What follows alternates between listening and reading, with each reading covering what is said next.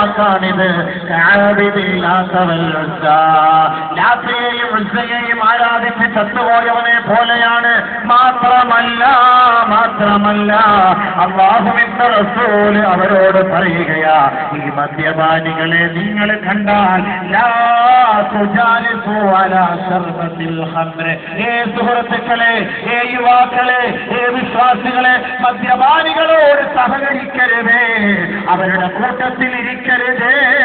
കാരുണ്യം നിങ്ങൾക്ക് നഷ്ടപ്പെട്ടു പോകും. വലാ തുസല്ലിമു അലൈഹിം, അവർക്ക് നിങ്ങൾ സലാം ചൊല്ലരുതേ. വലാ തഊദു മർവാഹും, അവർ രോഗികളായാൽ സന്ദർശിക്കരുതേ. വലാ തത്തബിഉ ജനായിസഹും, അവരുടെ മയ്യത്തിനെ നിങ്ങൾ അനുഗമിക്കരുതേ.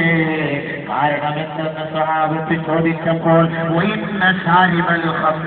നിശ്ചയം മദ്യപാനി യജീഉ യൗമൽ ഖിയാമ, ഖിയാമത്ത് നാളിൽ അവൻ വരുന്നത് മുസ്വദ്ദൻ വജ്ഹുഹു, അവന്റെ മുഖം വികൃതമായിരിക്കും, പന്നിയുടെ കോലത്തിലായിരിക്കും, പട്ടിയുടെ കോലത്തിലായിരിക്കും. മുദ്ലിഅൽ ലിസാനുഹു അലാ സദ്രിഹി, അവന്റെ നാവ് തേപിടിച്ച നായുടെ നാവ് ഇറങ്ങിക്കിടക്കുന്നത് പോലെയായിരിക്കും. യസീലുൽ ആബുഹു, ആ നാവിന്റെ ഇരു ഓരങ്ങളിൽ നിന്ന് ഇളയി ചുറ്റി വീണുകൊണ്ടിരിക്കും അത്രേ.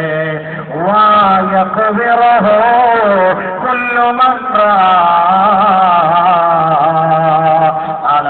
ന്റെ മൈതാനിയിലൂടെ ഇവനെ കൊണ്ടുവരപ്പെടുമ്പോ, ചങ്ങലക്കെട്ട് വലിച്ചിഴച്ച് മലക്കുകൾ കൊണ്ടുവരുമ്പോ ദുർനാശം സഹിക്കവയ്യാതെ മാലാഖമാർ പോലും വിശ്വാസികൾ പോലും നോക്കുപൊത്തുകയും